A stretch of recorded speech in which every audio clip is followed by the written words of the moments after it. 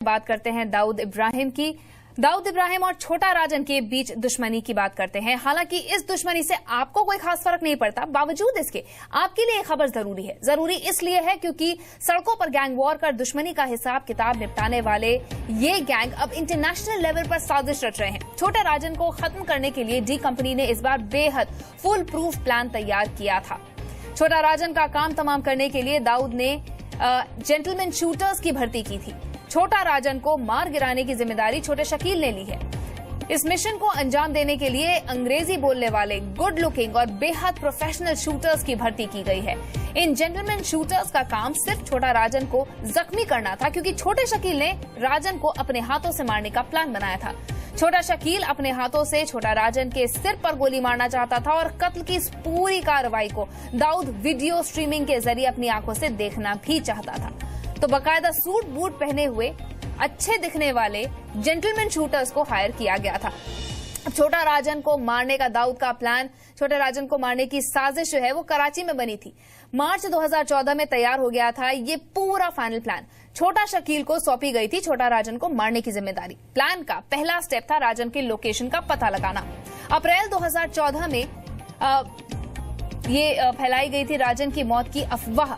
Media, police और underworld में राजन की मौत की खबर फैलाई गई थी। तो हम आपको बता रहे हैं किस तरह से पूरी साजिश रची गई थी, ताना बाना किस तरह से बुना गया था। अब आपको ये भी बता देते हैं कि आखिर दाऊद का फुल प्रूफ प्लान क्या था। पहला स्टेप, इन्फॉर्मर्स को टूरिस्ट बनाकर ऑस्ट्रेलिया भेजा गया था। दूसरा स्टेप ये था कि निगरानी करने वाले लोगों को भेजा गया था। वहां पर इन सब में करीब साल भर का वक्त उनको लग गया था। तीसरा स्टेप था राजन को मारने के लिए शूटर्स और लोकल माफिया को तैयार करना। अब जेंटलमैन शूटर्स को हायर किया गया था। बहुत ही एक नई तकनीक यहाँ पर अपनाई गई थी, नया एक जरिया अपनाया गया था। कौन थे ये जेंटलमैन शूटर्स, ये भी आपको बताते हैं। छोटा राजन को मारने के लिए जेंटलमैन शूटर्स को चुना गया था। छोटा राजन को ऑस्ट्रेलिया के न्यू कासल में मारने की साजिश रची गई थी। ऑस्ट्रेलिया के माहौल के मद्देनजर शूटर्स, इन्फॉर्मर्स को खास तौर पर चुना गया था। इन्फॉर्मर्स और निगरानी करने वाले लोगों को तो जो सिलेक्शन हुआ था वो शूटर्स की भर्ती में जेंटलमैन लुक का खास ख्याल रखने के बाद किया गया था। अंग्रेजी बोलने वाले शूटर्स की ही भर्ती की गई थी। तो देखिए आप जरा कितने एहतियात बरता गया था। ऑस्ट्रेलिया में मारने का प्लान था तो उन्होंने सूटेड बूटेड शूटर्स को चुना था कि वो इन्फॉर्मर्स बने और फिर छोटा राजन को वो घेरे। तो दाऊद और छोटा राजन की दुश्मनी पर एक्सपर्ट्स कह रहे हैं कि भले ही छोटा राजन दाऊद के जेंटलमैन शूटर्स के इस वार से बच गया हो, लेकिन उस पर कभी भी हमला हो सकता है जब तक दोनों में से किसी एक की मौत नहीं हो जाती है, और ये साजिश और दुश्मनी का सिलसिला तब तक जारी रहेगा। मुझे लगता है कि आने वाले 2-3 महीने में जिस आदमी ने छोटा राजन का ऑस्ट्रेलिया में पता बताने की कोशिश की छोटा शकील को, वो आदमी अगर हिंदुस्तान में होगा या कहीं और भी होगा तो वो मुझे नहीं लगता कि छोटा राजन उसको छोड़ेगा। आजकल परिस्थिति है कि दाऊद का बड़ा वर्ल्ड वाइड एम्पायर है। छोटा राजन से वो मैच, छोटा राजन का मैच नहीं होता।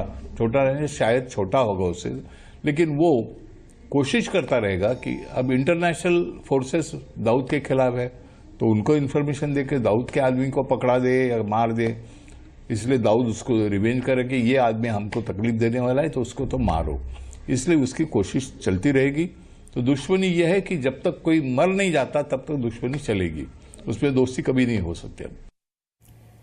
तो सुना आपने एक्सपर्ट्स क्या कह रहे हैं। वो यही कह रहे हैं कि ये जंग अभी जारी रहने वाली है, साजिशों का सिलसिला जारी रहेगा। तो पूरे फिल्मी अंदाज में डॉन का प्लान जो है वो बनाया गया था।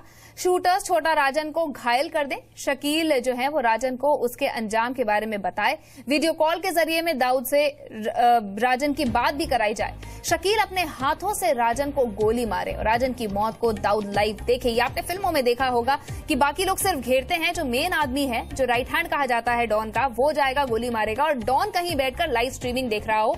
इसी तरीके का पूरा प्लान फिल्मी अंदाज में बनाया गया था। हालांकि इस प्लान से वो चूक गए थे क्योंकि इन्फॉर्मेशन छोटा राजन को मिल गई थी। दाऊद इब्राहिम और छोटा राजन दोनों जुर्म की गलियों में लगभग साथ ही उतरे थे और साथ ही आगे भी बढ़े थे, लेकिन वक्त ने दोस्ती को दुश्मनी में बदल दिया और वो अभी तक जारी है। आखिर ऐसा क्या हुआ कि दोनों एक दूसरे के जानी दुश्मन बन गए, दिखाते हैं आपको।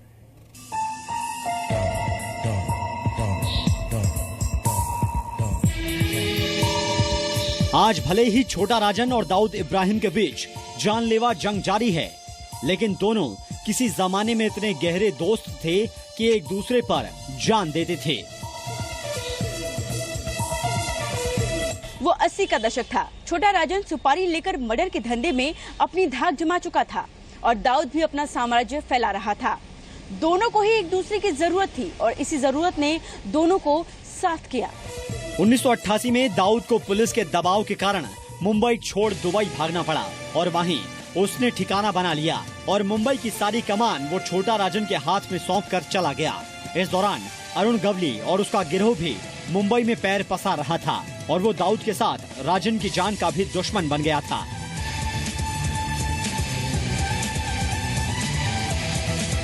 अस्सी के दशक में शुरू हुई दोस्ती में 90 का दशक आते आते दरार पड़नी शुरू हो गई थी। दाऊद को हमेशा इस बात का डर सताते रहता था कि कहीं कोई और उससे ज्यादा ताकतवर न हो जाए और इसी डर ने दाऊद को राजन से दूर करना शुरू कर दिया।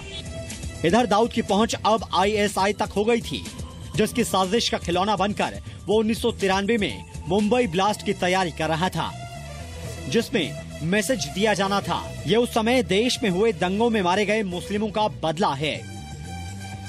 ऐसे में जरूरी था कि मुंबई में दाऊद का एरिया कमांडर कोई मुस्लिम हो, न कि हिंदू, और तब दाऊद ने अबू सलीम और छोटा शकील को आगे करना शुरू कर दिया। अब मुंबई का अंडरवर्ल्ड सांप्रदायिक आधार पर बन रहा था और 2 साल के भीतर ही राजन ने दाऊद के 17 आदमियों को मरवा दिया। इन सभी के मुंबई ब्लास्ट में शामिल होने की खबर थी।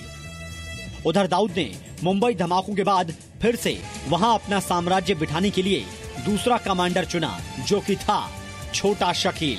अब खबरों के मुताबिक छोटा शकील और दाऊद पाकिस्तान में हैं और छोटा राजन भी हिंदुस्तान से बाहर, और डॉन के बीच दुश्मनी अभी जारी है। संजय सिंह और कविता शर्मा के साथ राकेश त्रिवेदी, जी मीडिया, मुंबई।